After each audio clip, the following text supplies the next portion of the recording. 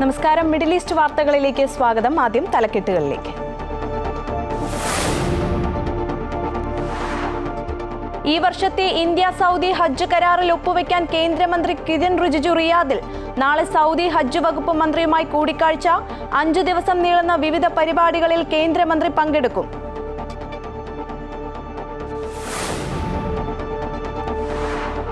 UAE-യിലെ സ്വകാര്യ മേഖലയിൽ ജോലി ചെയ്യുന്ന സ്വദേശികളുടെ എണ്ണത്തിൽ വൻ വർധനവ്. 27,000 സ്വകാര്യ സ്ഥാപനങ്ങളിലായി ജോലി ചെയ്യുന്നത് 1,30,000-ലേറെ സ്വദേശികൾ. കണക്കുകൾ പുറത്തുവിട്ടത് മാനവ വിഭവശേഷി സ്വദേശിവൽക്കരണ മന്ത്രാലയം.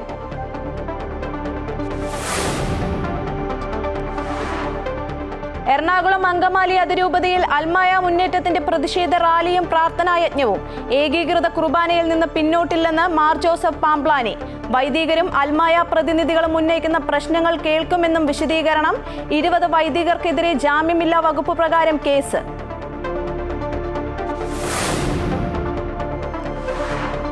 മലപ്പുറം അരീക്കോട് മാനസിക വെല്ലുവിളി നേരിടുന്ന യുവതിയെ കൂട്ടബലാത്സംഗം ചെയ്തു. 15 പവൻ സ്വർണവും കവർന്നു. ബന്ധുക്കളടക്കം 8 പേർക്കെതിരെ കേസ്. പത്തനംതിട്ട പീഡനക്കേസിൽ പ്രത്യേക അന്വേഷണ സംഘം. അറസ്റ്റിലായവരുടെ എണ്ണം 28ആയി.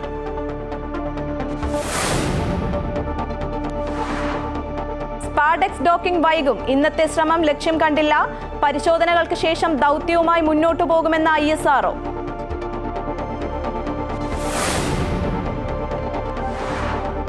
മകരവിളക്കിനൊരുങ്ങി ശബരിമല. ഭക്തിയുടെ നിറവിൽ തിരുവാഭരണ ഘോഷയാത്ര പന്തളത്ത് നിന്ന് പുറപ്പെട്ടു. മകരവിളക്ക് മറ്റന്നാൾ.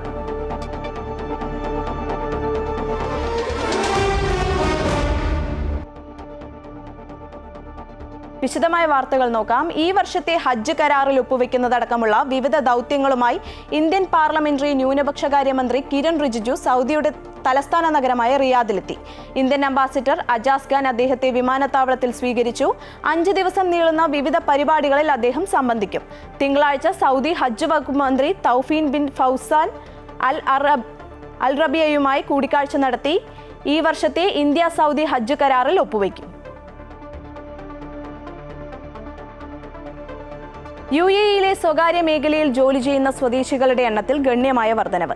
27,000 സ്വകാര്യ സ്ഥാപനങ്ങളിലായി 1,30,000-ലേറെ സ്വദേശികൾ ജോലി ചെയ്യുന്നുണ്ടെന്ന് മാനവ വിഭവശേഷി സ്വദേശിവൽക്കരണ മന്ത്രാലയം പുറത്തുവിട്ട കണക്കുകൾ സൂചിപ്പിക്കുന്നു. കഴിഞ്ഞ വർഷം വരെ 19,000 സ്വകാര്യ സ്ഥാപനങ്ങളായിരുന്നു സ്വദേശികളെ ജോലിക്കെടുത്തിരുന്നത്. എന്നാൽ 2024 അത് 27,000 സ്ഥാപനങ്ങളായി വർദ്ധിച്ചു. സ്വദേശികൾക്ക് തൊഴിൽ പരിശീലനവും നിയമനങ്ങളും ലഭിക്കാൻ വഴിയൊരുക്കുന്ന സർക്കാർ സംവിധാനമായ നാഫിസ് സ്വദേശിവൽക്കരണം ഊർജിതമാക്കാൻ സഹായിച്ചു. UAE-യുടെ ചരിത്രത്തിലെ തന്നെ ഏറ്റവും വലിയ സ്വദേശിവൽക്കരണ നടപടികളാണ് ഇപ്പോൾ പുരോഗമിക്കുന്നത്. സൗദി സഹായ ഏജൻസിയായ king Salman centre for humanitarian relief സെന്ററിന്റെ ആഭിമുഖ്യത്തിൽ സിറിയയിലേക്ക് ദുരിതാശ്വാസ വസ്തുക്കൾ അയച്ചു.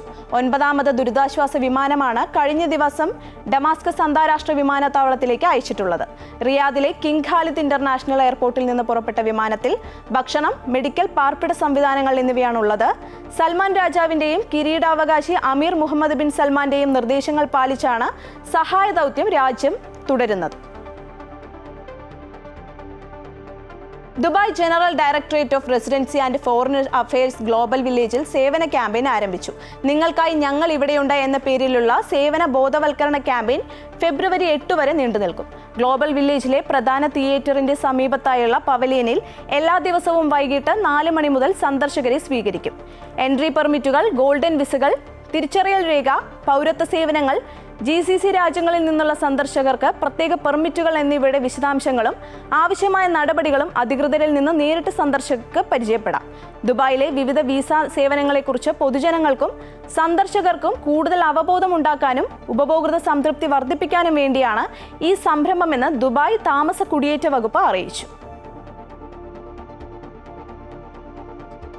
കുവൈറ്റിലെ 6 ഗവർണറേറ്റുകളിലെയും ചില ട്രാൻസ്ഫോമർ സ്റ്റേഷനുകളിൽ അറ്റകുറ്റപ്പണികൾ നടത്തുമെന്ന് വൈദ്യുത മന്ത്രാലയം അറിയിച്ചു. മെയിൻ്റനൻസ് ഷെഡ്യൂളുകളിൽ വ്യക്തമായ പ്രദേശങ്ങളിലും തീയതികളിലും ഈ മാസം 11 മുതൽ ഈ മാസം 18 വരെ വൈദ്യുതി മുടങ്ങും. എറണാകുളം അങ്കമാലി അതിരൂപതയിലെ വൈദികർക്കെതിരായ പോലീസ് നടപടിയിൽ പ്രതിഷേധിച്ച് റാലിയും പൊതുസമ്മേളനവും നടത്തി അൽമായ മുന്നേറ്റം. വിവിധ ഇടവകകളിൽ നിന്നുള്ള വിശ്വാസികളും വൈദികരും കന്യാസ്ത്രീകളും പങ്കെടുത്ത റാലി സഭയുടെ ആസ്ഥാന ദേവാലയമായ സെന്റ് മേരീസ് ബസിലിക്കയിൽ നിന്നാണ് ആരംഭിച്ചത്. സംഘർഷങ്ങളെ തുടർന്ന് ബിഷപ്പ് ഹൌസിന് മുന്നിൽ സ്ഥാപിച്ച പോലീസ് ബാരിക്കേഡ് മറിച്ചിടാൻ ചില പ്രതിഷേധക്കാർ ശ്രമിച്ചു. വൈദികർ അടക്കം എത്തിയാണ് ഇവരെ പിന്തിരിപ്പിച്ചത്. റാലിക്ക് പിന്നാലെ പള്ളി അങ്കണത്തിൽ പൊതുസമ്മേളനവും കുർബാനയും നടത്തി.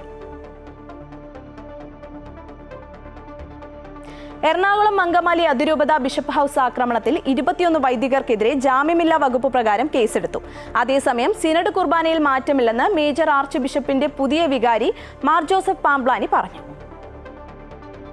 ഏകീകൃത കുർബാനയിൽ വിട്ടുവീഴ്ചയില്ലെന്ന് പുതിയ വികാരി മാർ ജോസഫ് പാംബ്ലാനി പറഞ്ഞു. ഞായറാഴ്ചകളിൽ ഒരു കുർബാനയെങ്കിലും ഏകീകൃത കുർബാന അർപ്പിക്കുന്ന വൈദികർക്കെതിരെ നടപടിയില്ലെന്ന വ്യവസ്ഥ തുടരും. മാർപ്പാപ്പയുടെ തീരുമാനം അന്തിമമാണ്. പരിഹരിക്കാൻ ഏൽപ്പിച്ചിരിക്കുന്ന ദൗത്യം കൃത്യമായി നിറവേറ്റും. പ്രതിഷേധിക്കുന്നവരെയും അനുകൂലിക്കുന്നവരെയും ചർച്ചയ്ക്ക് വിളിക്കുമെന്നും മാർ പാംബ്ലാനി പറഞ്ഞു. ഞായറാഴ്ചകളിലെ നിശ്ചിത സമയങ്ങളിലുള്ള വിശുദ്ധ കുർബാനയിൽ ഒരു കുർബാനയെങ്കിലും ചൊല്ലുന്ന വൈദികർക്കെതിരായി മറ്റ് നടപടികൾ ഉണ്ടാവില്ല എന്ന് മുൻകൂട്ടി അറിയിച്ച കാര്യമാണ്. ആ അറിയിച്ച കാര്യം തുടരാൻ തന്നെയാണ് സിനഡ് തീരുമാനിച്ചിരിക്കുന്നത്. അതിനിടെ ജയിച്ചോ പരാജയപ്പെട്ടോ എന്നതല്ല, സഭ ഏൽപ്പിച്ചത് ആത്മാർത്ഥമായി ചെയ്തു എന്നാണ് സ്ഥാനമൊഴിഞ്ഞ അഡ്മിനിസ്ട്രേറ്റർ ബോസ്കോർ പുത്തൂർ പറഞ്ഞത്. കുറവുണ്ടായെങ്കിൽ മാപ്പ് ചോദിക്കുന്നു. എല്ലാവരും ഒറ്റക്കെട്ടായി മുന്നോട്ട് പോകണമെന്നും അദ്ദേഹം പറഞ്ഞു. അമൃത ന്യൂസ്, കൊച്ചി. മലപ്പുറം അരീക്കോട് മാനസിക വെല്ലുവിളി നേരിടുന്ന യുവതിയെ കൂട്ടപീഡനത്തിനിരയാക്കിയതായി പരാതി. സംഭവത്തിൽ ബന്ധുവും നാട്ടുകാരുമടക്കം 8 പേർക്കെതിരെ പോലീസ് കേസെടുത്തു. അരീക്കോട്ടുകാരിയായ 36-കാരിയാണ് ബന്ധുവും നാട്ടുകാരുമടങ്ങുന്ന സംഘം പീഡനത്തിനിരയാക്കിയത്. 2 വർഷം മുൻപ് മുഖ്യപ്രതി മാനസിക വെല്ലുവിളി നേരിടുന്ന യുവതിയെ സൗഹൃദം നടിച്ച് മഞ്ചേരിയിലെ ലോഡ്ജിൽ കൊണ്ടുപോയി പീഡിപ്പിക്കുകയായിരുന്നു. ഇതിനുശേഷം യുവതിയെ മറ്റുള്ളവർക്ക് കൈമാറി. പിന്നീട് മാനന്തവാടി, അരീക്കോടുള്ള കുന്നിൻചെരുവ് എന്നിവിടങ്ങളിൽ കൊണ്ടുപോയി പീഡിപ്പിച്ചതായാണ് FIR. മുഖ്യപ്രതി യാദൃശ്ചികമായി അയൽവാസിയോട് വിവരം പറഞ്ഞതോടെയാണ് സംഭവം പുറത്തായത്. തുടർന്ന് ബന്ധുക്കൾ പോലീസിൽ പരാതി നൽകുകയായിരുന്നു. 15 പവൻ സ്വർണവും പ്രതികൾ കൈക്കലാക്കിയതായി പരാതിയിൽ പറയുന്നു. കൊണ്ടോട്ടി DYSPയുടെ നേതൃത്വത്തിലുള്ള പ്രത്യേക സംഘമാണ് കേസ് അന്വേഷിക്കുന്നത്. 3 FIRകൾ പോലീസ് രജിസ്റ്റർ ചെയ്തിട്ടുണ്ട്. 8 പേർക്കെതിരെ കേസെടുത്തു. പ്രലോഭിപ്പിച്ചും ഭീഷണിപ്പെടുത്തിയും പീഡനത്തിനിരയാക്കി എന്നാണ് കേസ്. സംഭവത്തിൽ കൂടുതൽ പേർ ഉൾപ്പെട്ടിട്ടുണ്ടോ എന്ന കാര്യവും പോലീസ് പരിശോധിക്കുന്നുണ്ട്. അമൃത ന്യൂസ്, മലപ്പുറം. പത്തനംതിട്ട പോക്സോ കേസിന്റെ അന്വേഷണത്തിനായി DIG അജിത ബീഗത്തിന്റെ മേൽനോട്ടത്തിൽ 25 ഉദ്യോഗസ്ഥരടങ്ങുന്ന പ്രത്യേക അന്വേഷണ സംഘം രൂപീകരിച്ചു. പത്തനംതിട്ട DYSP S നന്ദകുമാറാണ് അന്വേഷണ ഉദ്യോഗസ്ഥൻ. കേസിൽ ഇതുവരെ 30 പേരാണ് അറസ്റ്റിലായത്. പെൺകുട്ടിയുടെ മൊഴിയുടെ അടിസ്ഥാനത്തിൽ 62 പ്രതികളാണ് കേസിൽ ഉൾപ്പെട്ടിട്ടുള്ളത്. ഇതിൽ അച്ഛന്റെ ഫോൺ വഴി പെൺകുട്ടിയെ ബന്ധപ്പെട്ടിരുന്നവരാണ് നിലവിൽ പോലീസിന്റെ പിടിയിലായത്. 2 സ്റ്റേഷനുകളിലായി 30 പേരുടെ അറസ്റ്റ് ഇതുവരെ രേഖപ്പെടുത്തി. 14 FIRകൾ രജിസ്റ്റർ ചെയ്തു. ഇതുകൂടാതെ കസ്റ്റഡിയിലുള്ള 3 പേരെ വിശദമായി ചോദ്യം ചെയ്തു വരികയാണ്. ജില്ലയ്ക്കുള്ളിലുള്ള മുഴുവൻ പ്രതികളെയും 2 ദിവസത്തിനകം പിടികൂടാനുള്ള നീക്കത്തിലാണ് പോലീസ്. പ്രതികളിൽ ചിലർ ജില്ല വിട്ട് പുറത്തുപോയിട്ടുണ്ട്. വിദേശത്തുള്ള ഒരു പ്രതിക്കായി ലുക്കൌട്ട് നോട്ടീസ് പുറത്തിറക്കും. അതിനിടെ കേസ് വ്യാപിപ്പിക്കുന്നതിന്റെ ഭാഗമായി പ്രത്യേക അന്വേഷണ സംഘത്തെ രൂപീകരിച്ചു. DIG അജിത ബീഗത്തിന്റെ മേൽനോട്ടത്തിലാണ് അന്വേഷണം. പത്തനംതിട്ട SP VG വിനോദ് കുമാർ, അന്വേഷണ ഉദ്യോഗസ്ഥനായ DYSP S നന്ദകുമാർ എന്നിവരടക്കം 25 അംഗ അന്വേഷണ സംഘത്തെയാണ് രൂപീകരിച്ചത്. കേസിൽ കൂടുതൽ അറസ്റ്റിലേക്ക് നീങ്ങുമ്പോൾ കൃത്യം തെളിവുകളുടെ അടിസ്ഥാനത്തിലായിരിക്കണമെന്നാണ് പോലീസിന് മുകളിൽ നിന്ന് നൽകിയിട്ടുള്ള നിർദ്ദേശം. അമൃത ന്യൂസ്, പത്തനംതിട്ട. ചരിത്ര നേട്ടത്തിന് തൊട്ടടുത്ത് ഇന്ത്യയും ISROയും. സ്പേസ് ഡോക്കിംഗ് പരീക്ഷണം അവസാന ഘട്ടത്തിൽ. ഉപഗ്രഹങ്ങളുടെ ഡോക്കിങ്ങിനായി ഇന്നും നാളെയും ഇനി ISRO ശ്രമം നടത്തില്ല. കൂടുതൽ പരിശോധനകൾക്ക് ശേഷം ദൗത്യവുമായി മുന്നോട്ടു പോകുമെന്ന് ISRO അറിയിച്ചു. ബഹിരാകാശത്ത് ഉപഗ്രഹങ്ങളെ കൂട്ടിയോജിപ്പിക്കുന്ന ഇന്ത്യയുടെ സ്പാഡക്സ് ദൗത്യം അവസാന ഘട്ടത്തിലാണ്. ഈ ദൗത്യത്തിൽ ഏർപ്പെട്ടിരിക്കുന്ന 2 ഉപഗ്രഹങ്ങളും ഇപ്പോൾ ഭ്രമണപഥത്തിൽ വെറും 15 മീറ്റർ അകലത്തിലാണ്. അതായത് ഏകദേശം 50 അടി. അടുത്ത ഘട്ടം നിർണായകമായതുകൊണ്ട് തന്നെ സ്പേസ് ഡോക്കിംഗ് നീണ്ടേക്കാം. ഇന്ന് രാവിലെ 3 മീറ്റർ അടുത്തുവരെ സ്പാഡക്സ് ഉപഗ്രഹങ്ങളെ എത്തിച്ച ശേഷം ISRO വീണ്ടും പേടകങ്ങളെ സുരക്ഷിതമായ അകലത്തിലേക്ക് നീക്കി. ഇതൊരു ട്രയൽ ശ്രമം മാത്രമായിരുന്നുവെന്നാണ് ISRO നൽകുന്ന വിശദീകരണം. എന്നാൽ ഉപഗ്രഹങ്ങൾ തമ്മിലുള്ള അകലം കുറച്ച് ഡോക്കിങ്ങിനായി തന്നെയാണ് രാവിലെ ഇസ്രോ ശ്രമിച്ചതെന്ന വിലയിരുത്തലുമുണ്ട്. അതേസമയം ഉപഗ്രഹങ്ങളെ ഭൂമിയുടെ ഭ്രമണപഥത്തിൽ വെച്ച് കൂട്ടിയോജിപ്പിക്കുന്ന ഡോക്കിംഗ് പരീക്ഷണത്തിന്റെ 3ാം ശ്രമമാണ് വിജയത്തിന് തൊട്ടരികെ എത്തി നിൽക്കുന്നത്. 2 ഉപഗ്രഹങ്ങളും അടുത്തെത്തിയതിൽ സന്തോഷം പ്രകടിപ്പിച്ച ISRO 15 മീറ്റർ അകലത്തിൽ നമുക്ക് പരസ്പരം കൂടുതൽ വ്യക്തമായി കാണാൻ കഴിയുമെന്നും പറഞ്ഞു. ശ്രീഹരിക്കോട്ടയിലെ സതീഷ് ധവാൻ ബഹിരാകാശ കേന്ദ്രത്തിൽ നിന്നും 2024 ഡിസംബർ 30-ാം തീയതിയാണ് PSLV C60 ലോഞ്ച് വെഹിക്കിളിൽ 2 സ്പാഡക്സ് സാറ്റലൈറ്റുകൾ ISRO വിക്ഷേപിച്ചത്. സ്പാഡക്സ് പരീക്ഷണം വിജയിച്ചാൽ സ്പേസ് ഡോക്കിംഗ് സാങ്കേതിക വിദ്യ സ്വന്തമാക്കുന്ന 4ാമത്തെ രാജ്യമായി ഇന്ത്യ മാറും. News desk Amrita news. അടുത്ത വർഷം മാർച്ച് 31 മുൻപ് രാജ്യത്തെ മാവോയിസ്റ്റ് മുക്തമാക്കുമെന്ന് ആവർത്തിച്ച് കേന്ദ്ര ആഭ്യന്തരമന്ത്രി അമിത്ഷാ. മഹാരാഷ്ട്ര BJP എക്സിക്യൂട്ടീവ് യോഗത്തിൽ സംസാരിക്കുകയായിരുന്നു അദ്ദേഹം. 2014 മുതൽ 2024 വരെയുള്ള കാലയളവിൽ നൽകിയ എല്ലാ വാഗ്ദാനങ്ങളും നരേന്ദ്രമോദി സർക്കാർ നിറവേറ്റി. മാവോയിസ്റ്റുകളെ ഇല്ലാതാക്കുന്ന കാര്യത്തിലും വാഗ്ദാനം പാലിക്കുമെന്ന് അദ്ദേഹം പറഞ്ഞു. ഓരുവെള്ളവും ഉപ്പുവെള്ളവും കാരണം ജീവിതം വഴിമുട്ടി നിൽക്കുകയാണ് കൊച്ചിയിലെ മറവക്കാട് ഗ്രാമം. ഓരുവെള്ളം വീട്ടിൽ കയറി സെപ്റ്റിക് ടാങ്ക് അടക്കം പൊട്ടിയൊലിക്കുകയാണ്. വിഷയത്തിൽ ശാശ്വത പരിഹാരം കണ്ടില്ലെങ്കിൽ ശക്തമായ സമര പരിപാടികളുമായി മുന്നോട്ടു പോകാനാണ് നാട്ടുകാരുടെ തീരുമാനം.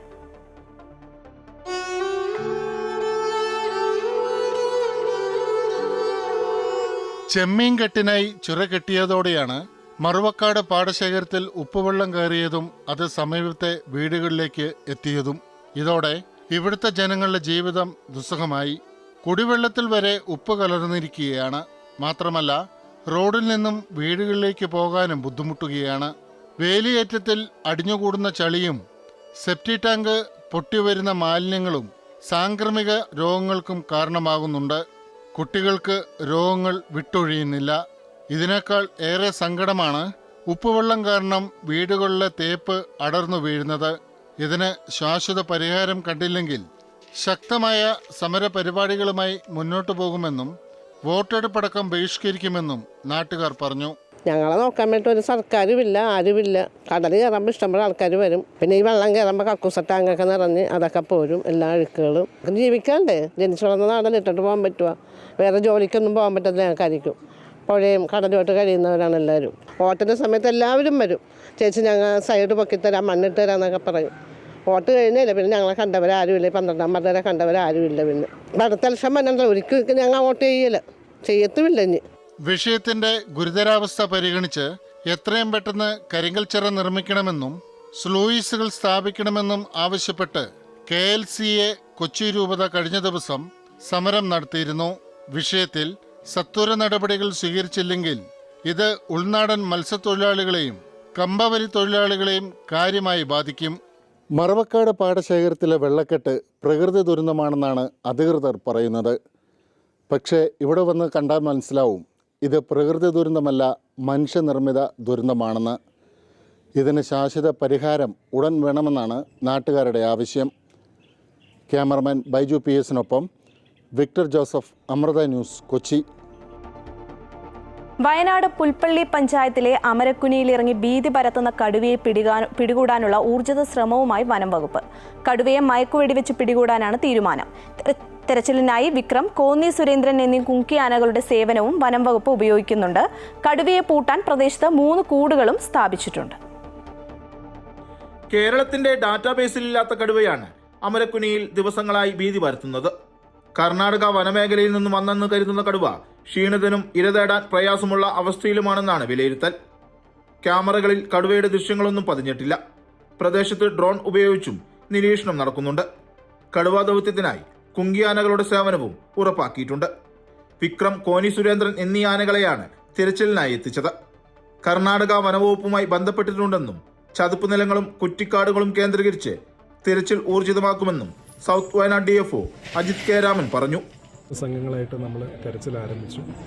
ഒരു സംഘം നമ്മൾ കന്നാരമ്പുഴയുടെ തീരത്താണ് സെർച്ച് നടത്തിയത്. മറ്റൊരു സംഘം ചെയ്യുമ്പോൾ 73 ഭാഗത്താണ് സെർച്ച് നടത്തിയത്. അരുൺ സക്രിയ ഡോക്ടറിൻ്റെ നേതൃത്വത്തിലുള്ള ടീം കൊല്ലിച്ചാലുകൾ കേന്ദ്രീകരിച്ച് ഉള്ള തെരച്ചിലാണ് നടത്തിയത്.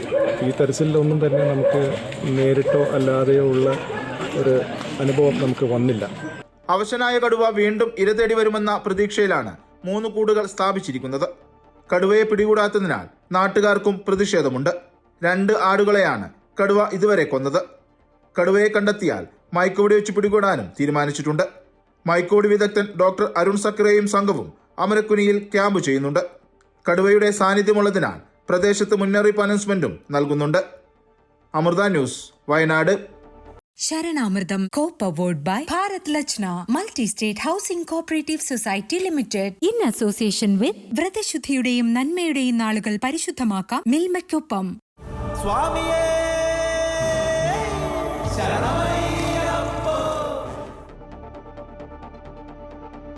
മകരസംക്രമ സന്ധ്യയിൽ ശബരിമലയിൽ അയ്യപ്പന് ചാർത്തുവാനുള്ള തിരുവാഭരണങ്ങൾ വഹിച്ച ഘോഷയാത്ര പന്തളത്തു നിന്നും പുറപ്പെട്ടു. ഉച്ചയ്ക്ക് 1 മണിയോടെയാണ് ഘോഷയാത്ര ആരംഭിച്ചത്.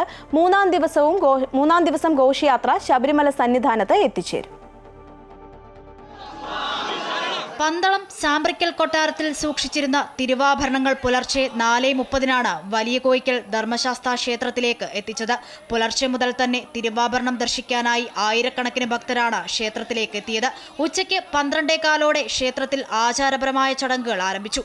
ഘോഷയാത്രയെ അനുഗമിക്കുന്ന രാജപ്രതിനിധി രാജരാജവർമ്മ ഉടവാൾ ഏറ്റുവാങ്ങി. തുടർന്ന് 1 മണിയോടെ ഗുരുസ്വാമി കുളത്തിനാൽ ഗംഗാധരം പിള്ളയുടെ നേതൃത്വത്തിലുള്ള 26 പേരടങ്ങുന്ന വാഹക സംഘം തിരുവാഭരണ പേടകങ്ങൾ ശിരസിലേറ്റി. ഈ സമയം ആകാശത്ത് ശ്രീകൃഷ്ണ പരുന്ത് വട്ടമിട്ടു പറന്നു.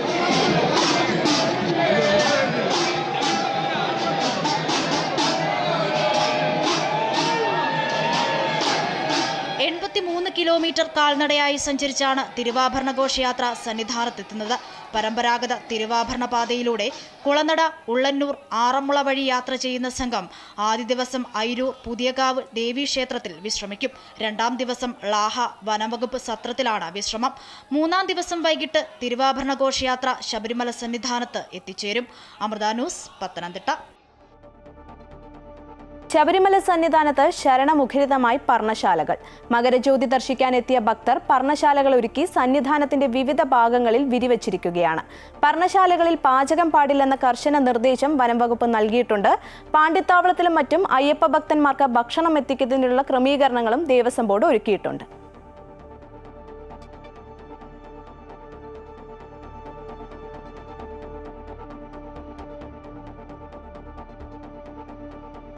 ലോകത്തിലെ ഏറ്റവും വലിയ തീർത്ഥാടക സംഗമമായ മഹാകുംഭമേളയ്ക്കൊരുങ്ങി പ്രയാഗ്രാജ്. നാളെ മുതൽ ഫെബ്രുവരി 26 വരെയാണ് ചടങ്ങുകൾ. 40 കോടി തീർത്ഥാടകരെത്തുമെന്നാണ് പ്രതീക്ഷ.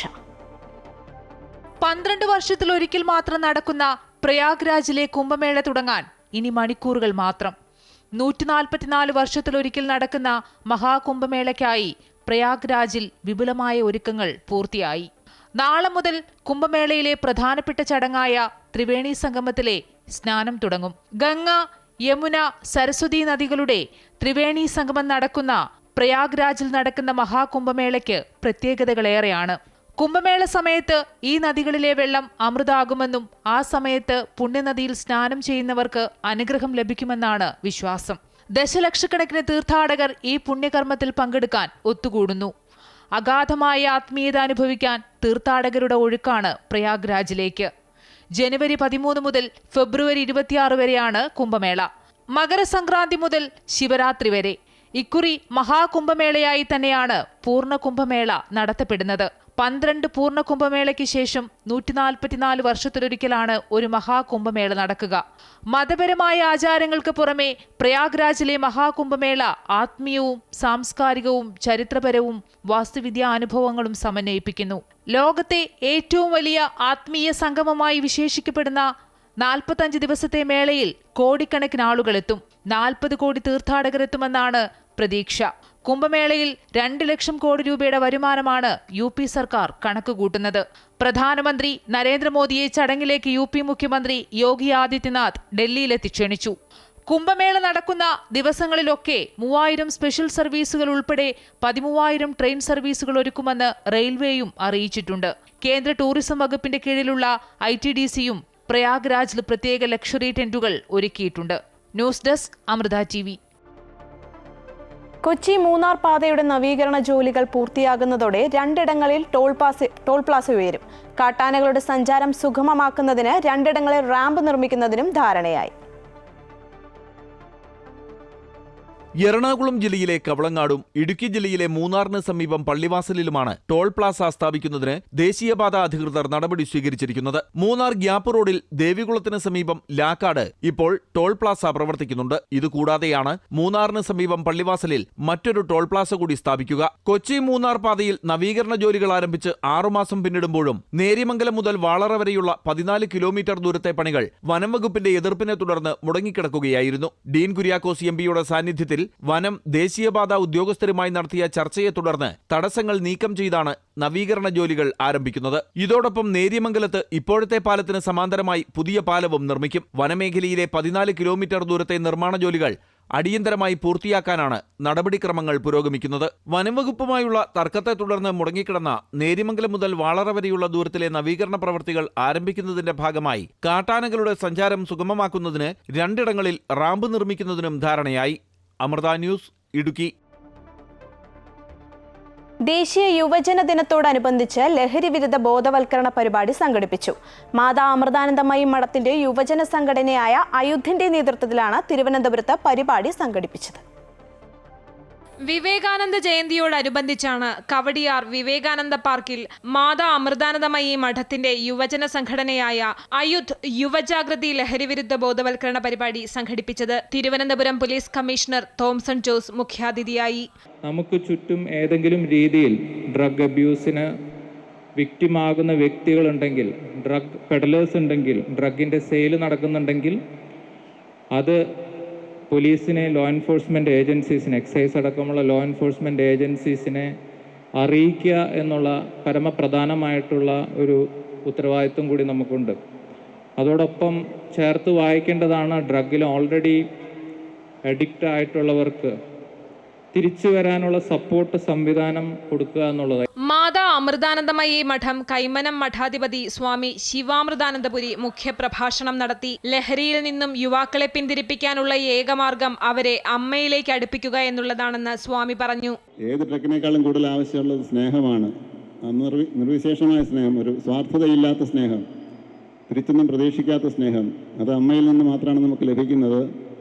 അതിന് ഏറ്റവും ലഹരിക്കുള്ള ഏറ്റവും നല്ലൊരു ആൻറ്റിഡോട്ട് എന്ന് പറയാനുള്ളത് അമ്മയുടെ അടുത്തേക്ക് എത്തിക്കുക എന്നുള്ളതാണ് ഇങ്ങനെയുള്ള ആൾക്കാരെ. ബോധവൽക്കരണ പരിപാടിയുടെ ഭാഗമായി അംഗങ്ങൾ ലഹരി വിരുദ്ധ പ്രതിജ്ഞ ചൊല്ലി. സാമൂഹ്യ വിപത്താണ് ലഹരി എന്ന് ഞാൻ മനസ്സിലാക്കുന്നു. ലഹരിയുമായി ബന്ധപ്പെട്ട് പ്രവർത്തിക്കുന്നുവെന്നും ഞാൻ തിരിച്ചറിയുന്നു. ലഹരി വസ്തുക്കളൊന്നും ഞാൻ ഉപയോഗിക്കുകയില്ലെന്നും യാതൊരു തരത്തിലും അവയുടെ ഉപഭോഗത്തെ പ്രോത്സാഹിപ്പിക്കുകയില്ലെന്നും ഞാൻ ഈശ്വരനാമത്തിൽ ദൃഢപ്രതിജ്ഞ ചെയ്യുന്നു. അടുത്ത മാസം 8, 9 തീയതികളിലായി നടക്കുന്ന സദ്ഗുരു മാതാ അമൃതാനന്ദമയി ദേവിയുടെ തിരുവനന്തപുരം സന്ദർശനത്തിന്റെ ഔദ്യോഗിക പോസ്റ്റർ പ്രകാശനവും ചടങ്ങിൽ നിർവഹിച്ചു. ബോധവൽക്കരണ പരിപാടിയുടെ മുന്നോടിയായി കൈമനം മാതാ അമൃതാനന്ദമയി മഠത്തിൽ നിന്നും ആരംഭിച്ച ബൈക്ക് റാലി സ്വാമി ശിവാമൃതാനന്ദപുരി ഫ്ളാഗ് ഓഫ് ചെയ്തു.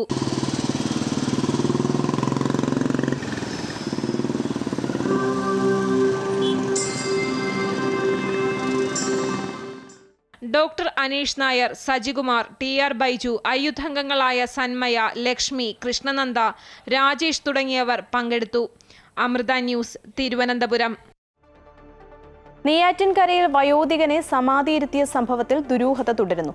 നെയ്യാറ്റിൻകര ആറാലമൂട് സ്വദേശി ഗോപൻ സ്വാമി കഴിഞ്ഞ വ്യാഴാഴ്ച 11:30 വീട്ടിൽ നിന്നും നടന്നുപോയി സമാധിയായതായാണ് കുടുംബം നൽകിയിരിക്കുന്ന മൊഴി. എന്നാൽ വ്യാഴാഴ്ച രാവിലെ വീട്ടിലെത്തിയ അടുത്ത ബന്ധു ഗോപൻ സ്വാമി ഗുരുതരാവസ്ഥയിൽ കിടപ്പിലായിരുന്നുവെന്നാണ് മൊഴി നൽകിയിട്ടുള്ളത്. ബന്ധുക്കളും കുടുംബങ്ങളും നൽകിയ മൊഴികളിൽ വൈരുദ്ധ്യമുണ്ടെന്ന് പോലീസ് വ്യക്തമാക്കി. പോസ്റ്റ്മോർട്ടം അടക്കമുള്ള കാര്യങ്ങളിൽ കളക്ടർ തീരുമാനമെടുക്കും. അടുത്ത ദിവസം കല്ലറ പൊളിച്ചു മാറ്റിയേക്കും. എന്നാൽ സമാധി പൊളിച്ചുള്ള അന്വേഷണത്തിനെതിരെ ശക്തമായ പ്രതിഷേധവുമായി ക്ഷേത്ര സമന്വയ സമിതി രംഗത്തെത്തിയിട്ടുണ്ട്. തിരുവനന്തപുരം തമ്പാനൂരിൽ യുവതിയെ കഴുത്തറുത്ത് കൊലപ്പെടുത്തിയ ശേഷം ഒപ്പമുണ്ടായിരുന്ന യുവാവ് ആത്മഹത്യ ചെയ്ത നിലയിൽ. പേയാട് സ്വദേശി കുമാരൻ, ആശ എന്നിവരെയാണ് ബസ് സ്റ്റാൻഡിനോട് ചേർന്ന ലോഡ്ജിൽ മരിച്ച നിലയിൽ കണ്ടെത്തിയത്. പലതവണ ഹോട്ടൽ ജീവനക്കാർ മുറിയിൽ മുട്ടി വിളിച്ചിട്ടും വാതിൽ തുറക്കാത്തതിനെ തുടർന്ന് പോലീസിൽ വിവരമറിയിക്കുകയായിരുന്നു. വിളപ്പിൽശാല സ്വദേശിയായ ആശയെ കട്ടിലിന് താഴെ കഴുത്തറുത്ത നിലയിൽ രക്തത്തിൽ കുളിച്ചു കിടക്കുന്നതായാണ് കണ്ടത്. പേയാട് സ്വദേശിയായ കുമാരനെ തൂങ്ങി മരിച്ച നിലയിലും കണ്ടെത്തി. സ്വകാര്യ ചാനലിൽ ലൈറ്റ് അസിസ്റ്റന്റാണ് മരിച്ച കുമാരൻ. വിവാഹമോചിതനായ കുമാരൻ 10-ാം തീയതിയാണ് ലോഡ്ജിൽ മുറിയെടുത്തത്. പോലീസ് എത്തി ഇൻക്വസ്റ്റ് നടപടികൾ പൂർത്തീകരിച്ചു. ഇരുവരുടെയും മൃതദേഹങ്ങൾ പോസ്റ്റ്മോർട്ടത്തിനായി മാറ്റി. കൂടുതൽ വിവരങ്ങൾ അന്വേഷിച്ചു വരുന്നതായി പോലീസ് അറിയിച്ചു.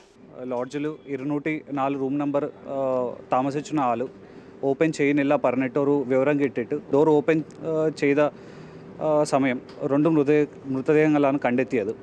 അന്വേഷിച്ചിട്ട് മനസ്സിലായത് ഒരു 51 വയസ്സുള്ള ഒരു കുമാരന്, ഒരു 42 വയസ്സുള്ള ഒരു ആശ, 2 പേര് പേയാട് സ്വദേശികളാണ്. ഈ 2 പേർ മൃതദേഹങ്ങളാണ് റൂമിൽ കണ്ടെത്തിയത്. Scientific team, finger print team, dog squad, photographer ഇവിടെ എത്തി. ഇൻക്വസ്റ്റ് പോസ്റ്റ്മോർട്ടം കഴിഞ്ഞിട്ട് മാത്രമാണ് നമുക്ക് പറയാൻ പറ്റുള്ളത് ഇതൊരു ഡബിൾ സൂസൈഡ് കേസാണോ ഓരോ ഹോമിസൈഡ് സൂസൈഡ് കേസാണോ എന്ന്. കുമാരന്റെ അയൽവാസിയാണ് ആശയെന്നാണ് സൂചന. കഴിഞ്ഞ ദിവസം രാത്രിയോടെ ആശയെ കാണാനില്ലെന്ന് കാട്ടി ഭർത്താവ് പോലീസിൽ പരാതി നൽകിയിരുന്നു. അമൃത ന്യൂസ്, തിരുവനന്തപുരം. കെട്ടിലും മട്ടിലും രൂപമാറ്റം വരുത്തി സ്മാർട്ടായിരിക്കുകയാണ് 120 വർഷത്തിലേറെ പഴക്കമുള്ള കോഴിക്കോട്ടെ ഒരു സ്കൂൾ. സ്കൂൾ വികസന സമിതിയുടെ നേതൃത്വത്തിലാണ് ക്ലാസ് മുറികളെ പുതിയ കാലത്തിനനുസരിച്ച് ഒരുക്കിയിട്ടുള്ളത്. ക്ലാസ് മുറികൾ സ്മാർട്ടാക്കിയതോടെ വിദ്യാർത്ഥികളും ഡബിൾ ഹാപ്പി.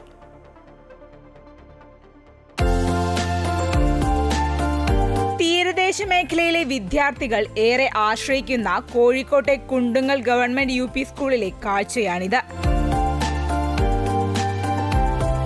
മൃഗങ്ങളും അക്ഷരങ്ങളും നമ്പറുമെല്ലാം നിറഞ്ഞു നിൽക്കുന്ന ചുമരുകൾ, AC ക്ലാസ് മുറികൾ, മനോഹരമായ ഇരിപ്പിടങ്ങൾ എന്നിങ്ങനെ സംഗതി കിടുവാണ്.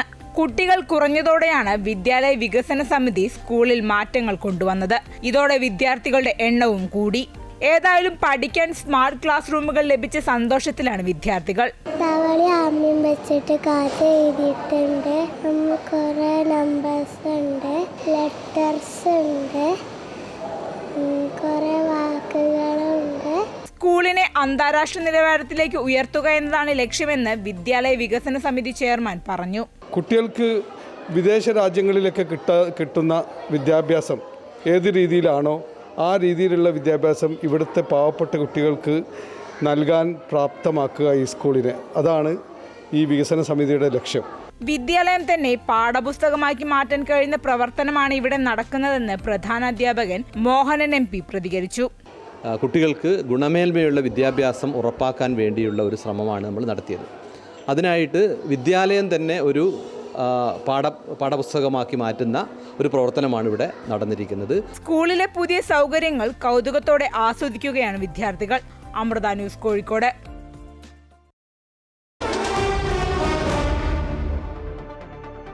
ഈ വർഷത്തെ IPL മത്സരങ്ങൾ മാർച്ച് 21 തുടങ്ങും. BCCI ആസ്ഥാനത്ത് നടന്ന യോഗത്തിന് പിന്നാലെ വൈസ് പ്രസിഡന്റ് രാജീവ് ശുക്ല മാധ്യമങ്ങളെ അറിയിച്ചതാണ് ഇക്കാര്യം.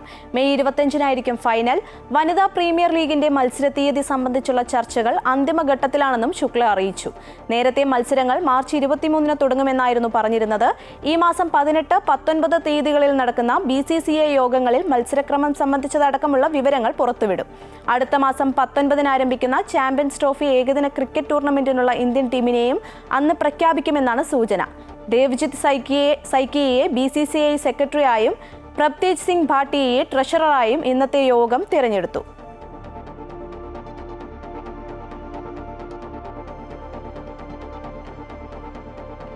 ഇതോടെ മിഡിൽ ഈസ്റ്റ് വാർത്തകൾ പൂർണ്ണമാകുന്നു. കൂടുതൽ വാർത്തകൾക്കും വീഡിയോകൾക്കുമായി അമൃത ന്യൂസ് YouTube ചാനൽ സന്ദർശിക്കുക. നമസ്കാരം.